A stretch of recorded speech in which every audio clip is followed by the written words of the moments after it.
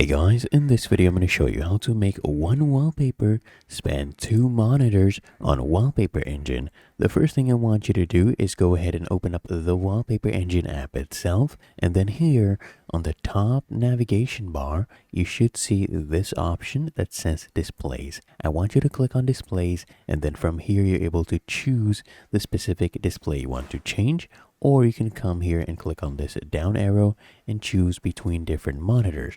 I only have one, so I won't be able to switch, but to go ahead and make one wallpaper span two monitors, what you do is you come here, click on this down arrow, and you choose this option, stretch single wallpaper. Now this wallpaper will be stretched across all your monitors. All you need to do is click out of this pop-up, and then you can click here on OK, and your changes should actually save. If you found this helpful, make sure you smash that like button and subscribe to the channel. It really helps me out as well.